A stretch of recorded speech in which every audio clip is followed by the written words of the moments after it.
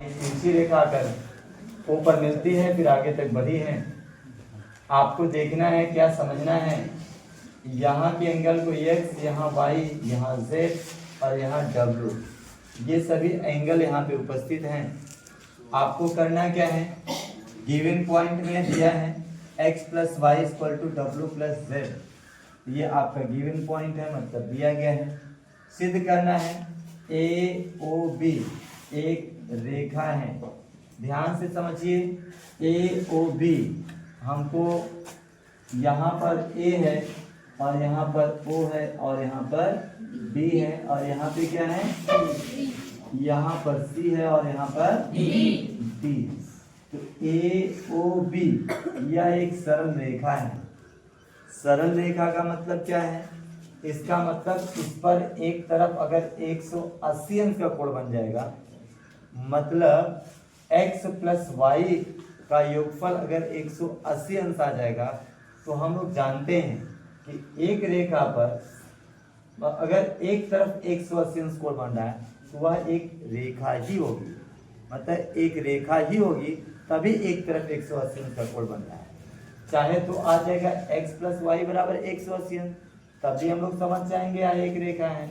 और चाहे तो फिर z प्लस w बराबर आ जाए 180 अंश, तभी हम लोग समझ जाएंगे कि यहाँ क्या है, रेखा। एक रेखा मतलब एक सरल रेखा से है, और एक सरल रेखा का मतलब क्या है कि एक तरफ 180 अंश का कोण बनना चाहिए। अगर 180 अंश बनेगा तो समझ जाएंगे एक रेखा है।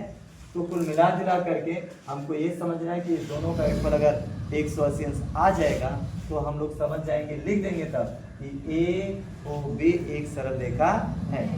तो चलिए अब हम लोग उपपत्ति करते हैं। उपपत्ति का मतलब होता है प्रूफ, जिससे हम सिद्ध करके दिखाएंगे कि ये एक सरल रेखा है। तो पहला काम क्या करेंगे आप, पहला काम हम क्या करते हैं, हम लिखते हैं x, y, z और w x y z सबका योगफल 360 लिखते हैं। क्यों लिखते हैं, क्योंकि हम जानते हैं कि एक बिंदु के चारों तरफ जो कोण बनते हैं उसको संपूर्ण कोण बोलते हैं, और वह कितने अंश का होता है। इसका मतलब हम x, y, z, w सब चारों मिलाकर क्या लिख सकते हैं, 360 लिख सकते हैं।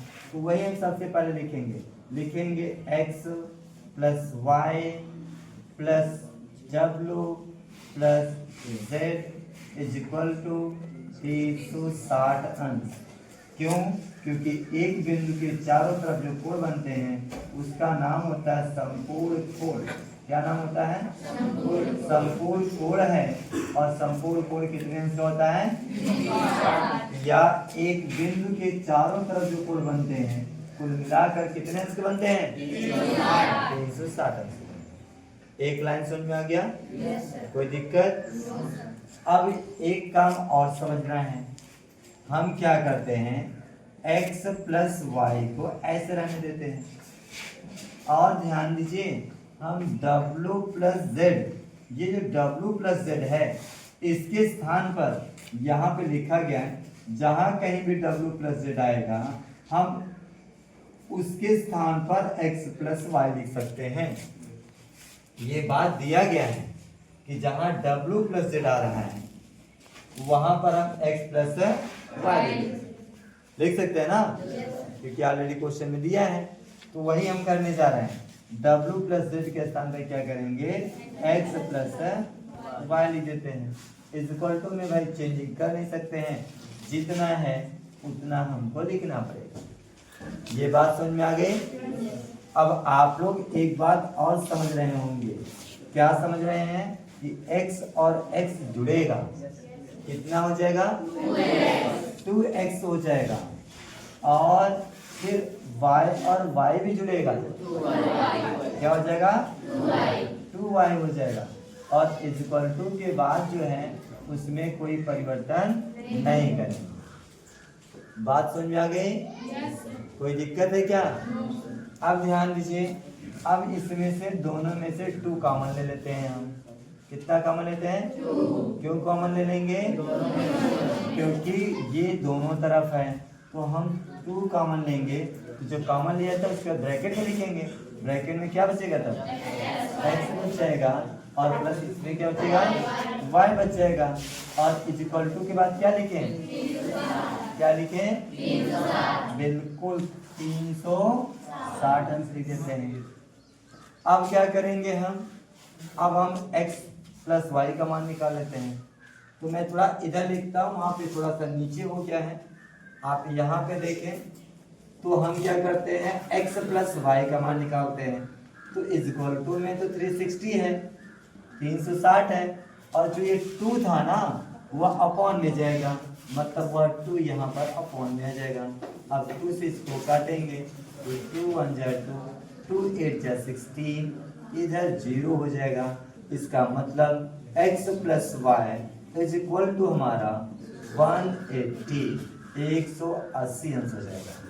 अभी अभी ये बात मैं समझाया था कि अगर आपको ए ओ बी एक सरल रेखा पाना है तो x और y का योगफल कितना आना चाहिए, क्योंकि एक तरफ के दोनों कोण हैं, और जब एक तरफ के दोनों कोण हैं इसका मतलब वह एक रेखा होगी या एक सीधी रेखा होगी।